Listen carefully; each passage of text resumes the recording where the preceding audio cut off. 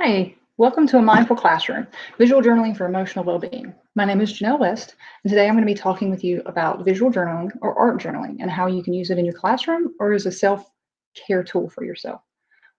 Before we get started, welcome to my basement. This has become a very famous place at the high school I teach at.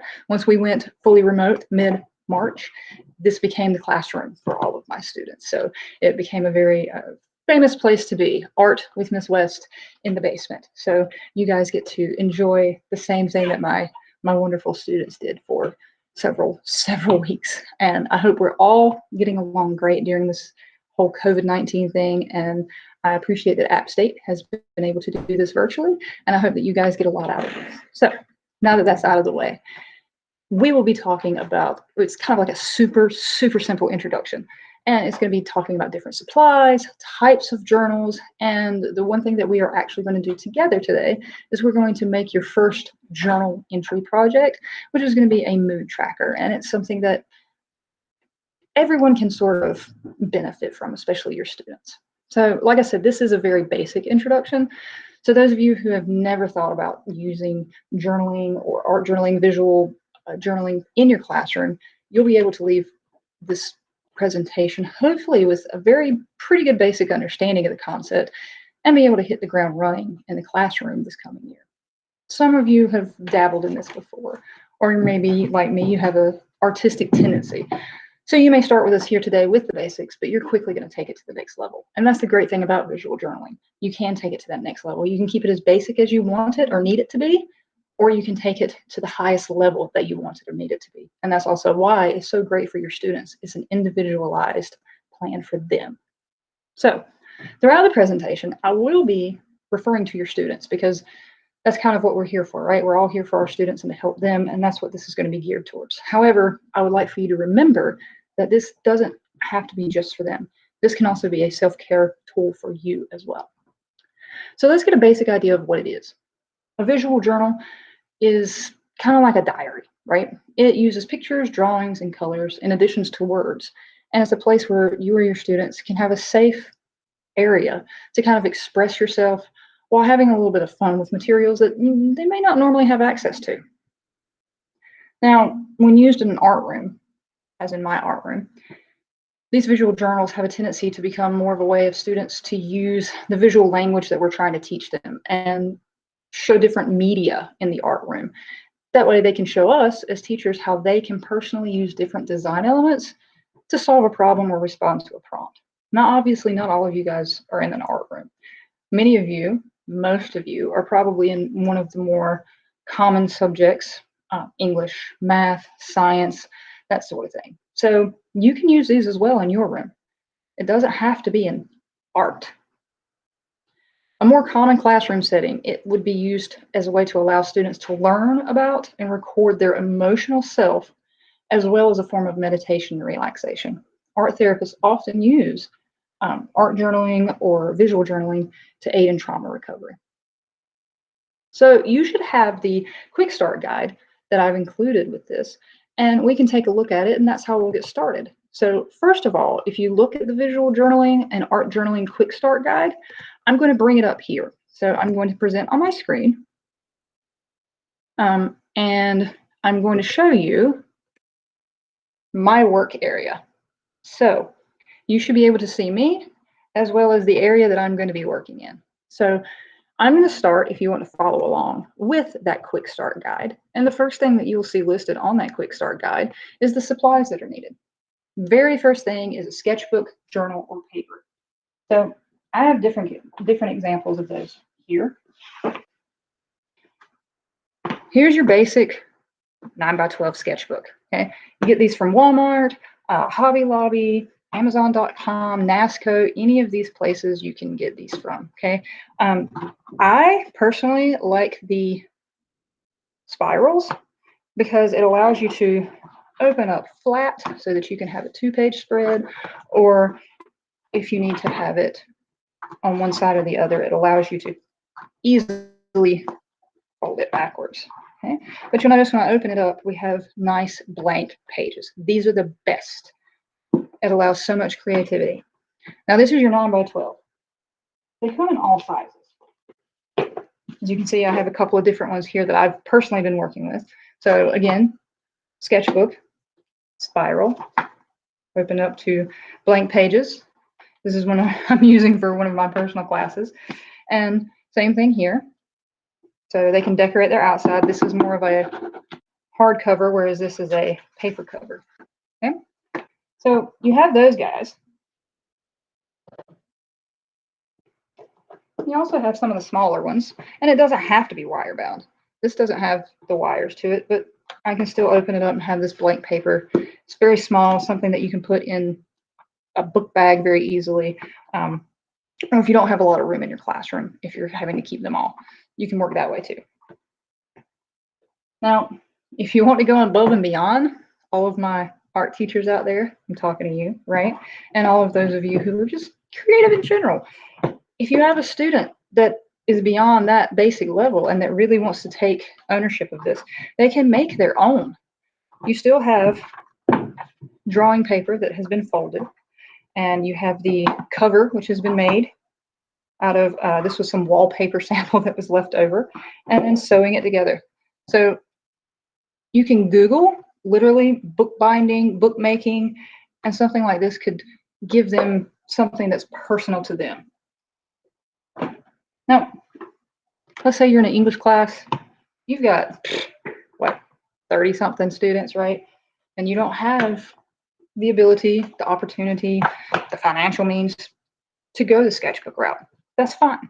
More than likely, you're probably going to be doing more writing than you are painting, so to speak, anyway. So a basic composition book. You know, these guys can work. Or, in a pinch, printer paper. 3-ring hole punch. They sell those, what, 25-cent folders with the brads in them all day long. You can take out and add to as needed. And basic printer paper should pretty much do what you need it to do, because I'm going to show you a way to make that printer paper or other paper that isn't mixed media, special paper, have the ability to put paint on. So those are your basic sketchbook or journal setup. Now, obviously the blank paper would work probably a whole lot better than notebook paper, but let's be honest, not everything can work out the way we want it to. So these are an option. Don't throw this whole thing out just because you don't have access to sketchbooks for your whole class.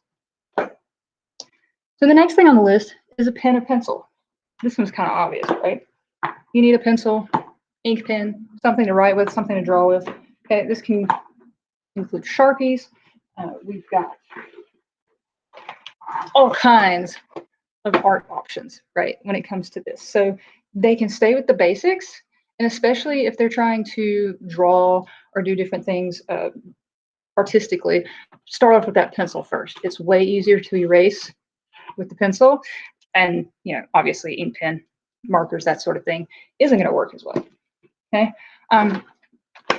Obviously, this is one of the bigger sets of gel pens. This is from my personal stash that I use in my own journaling, but it's just an example of how far you can take it if you wanted to.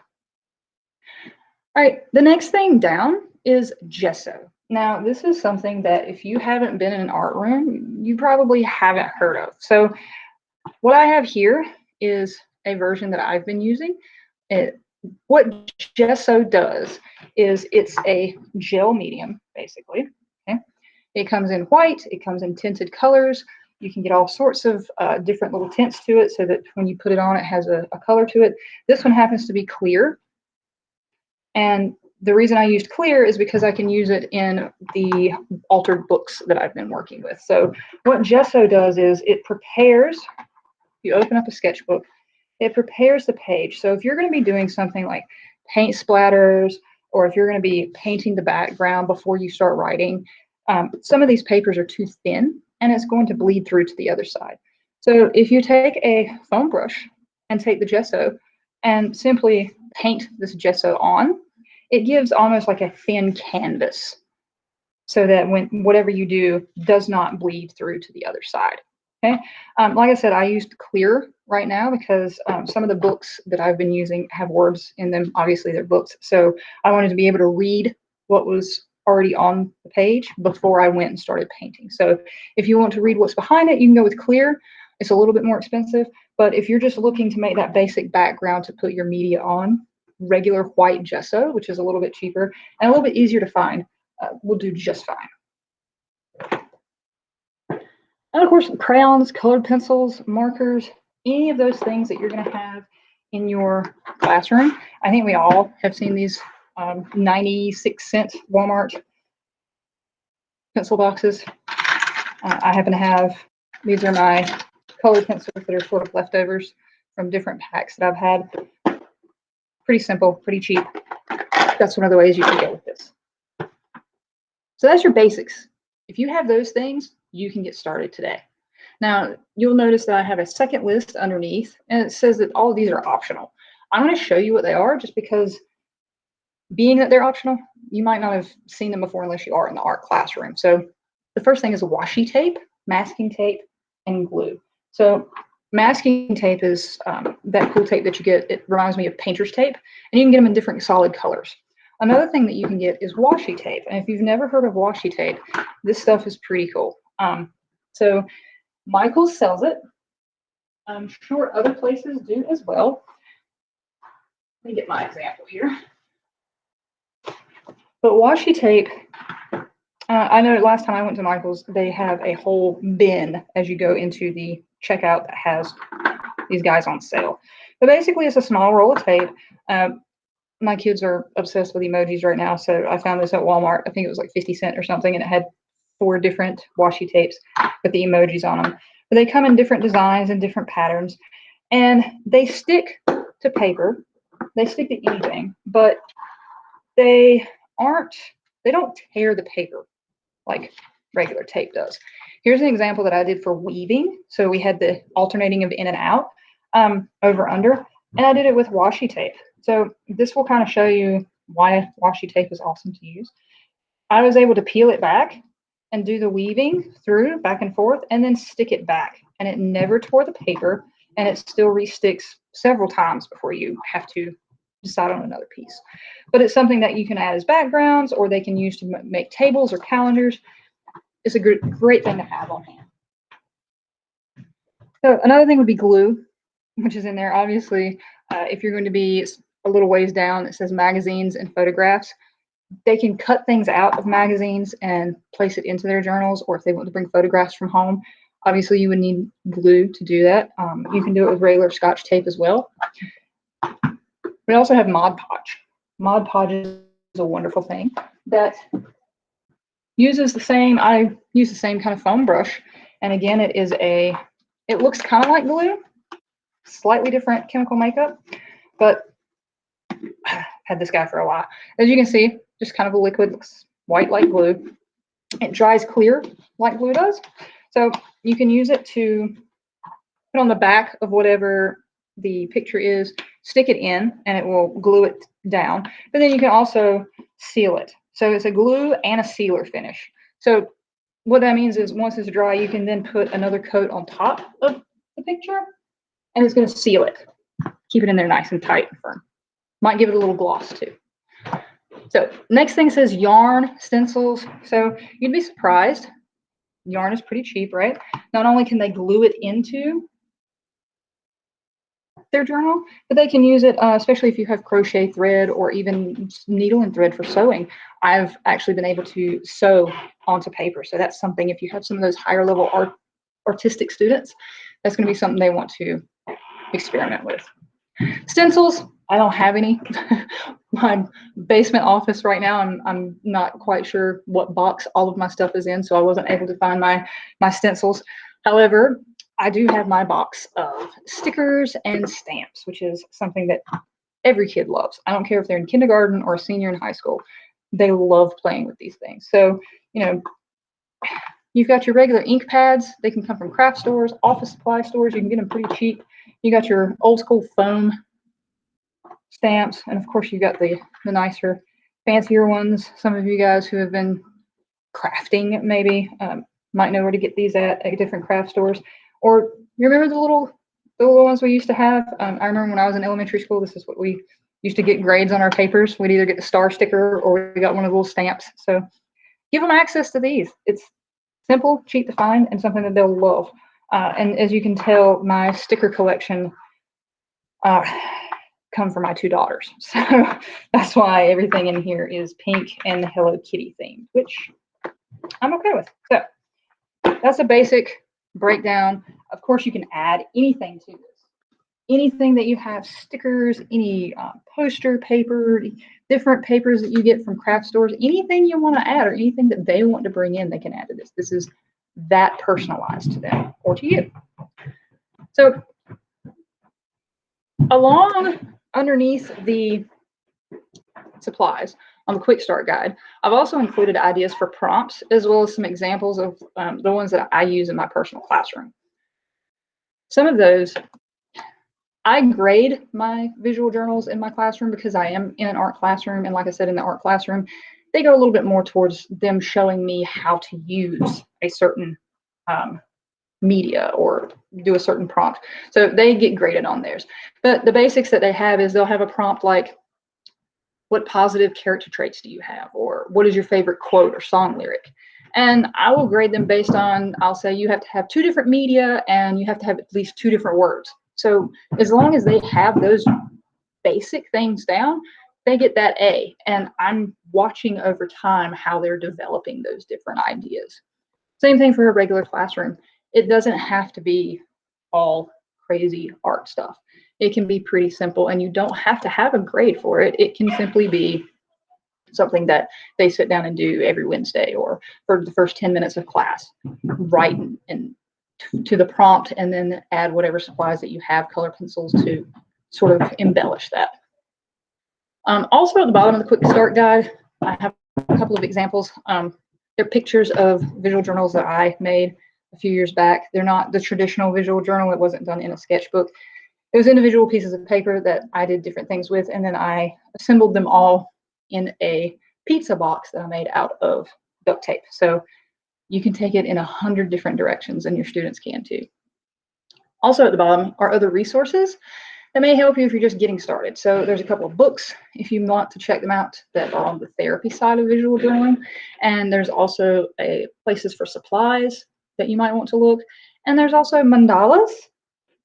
I don't know if you've heard of mandalas or Zentangles. If you're in the art room, I know you've probably heard of both of those, but those are both ways of meditation through drawing and coloring and pattern making. So if you Google both of those or follow some of the links that I've added, you should find some resources for those, and those would add an excellent little finishing touch to some of your visual journaling.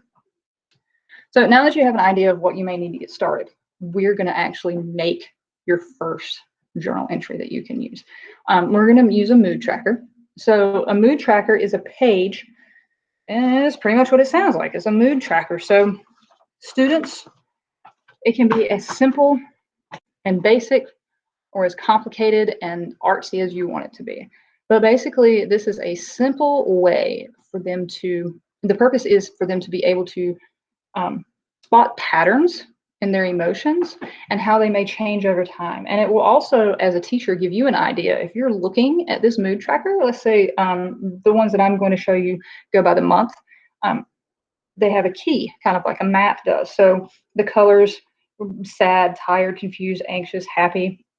You as a teacher, you can start looking at these and start planning. You know, this particular student seems pretty well adjusted and happy. Missed a couple of days. When they came back, they were tired, happy for a good amount of time. Suddenly one day they have sad, absent, followed by a couple of days of confusion or anxiety, and then a tired day.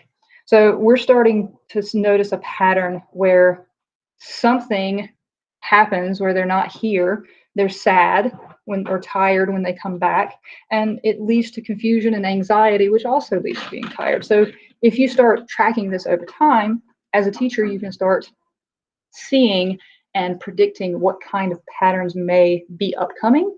And this is something that you can use in your classroom, knowing that this may be something going on in the next week.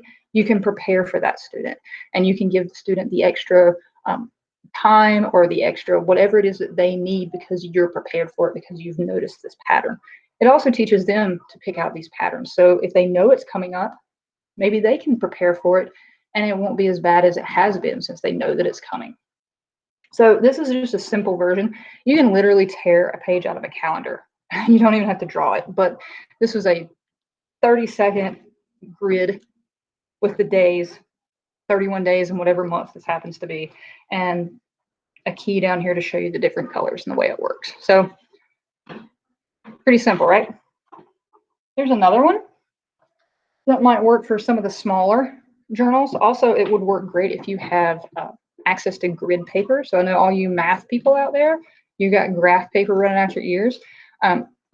Cutting them down to size and placing them into the smaller journals, or if you have the regular sketchbooks, just giving them that grid paper, this would be an excellent way to do it as well. This is for the, I think it's the whole 10 months that they're in school. I started with August and ended with June.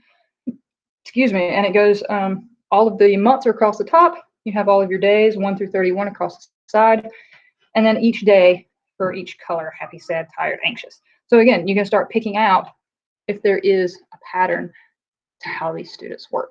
Okay, so we're going to make something similar to this, really quick and easy today. And I'm going to give you the basic layout, which is then going to be followed up by you coming up with your own design for it. So first thing you're going to need, piece of paper, okay, or sketchbook if you happen to have one. You're going to need a ruler. You're going to need a pencil. And if you want to, you outline the designs that you make, you're going to need a black marker, Sharpie marker, or color pencils, or anything else that you might want to use in your version of this. Okay, so once you start with your blank sheet of paper, measure about 3 inches down from the top. Now I happen to be on my grid here, so it's easier for me to do this and then come this way. So I'm also going to be using a black color pencil instead of a regular pencil, just so you guys can see it, because this is a setup that is not good for regular number 2 pencil. So about 3 inches down from the top, take your ruler and draw your line straight across. Repeat this, except this time you're going to go an inch down. Now here's a quick hint. If you're using a regular, just everyday standard ruler, they're usually approximately an inch wide.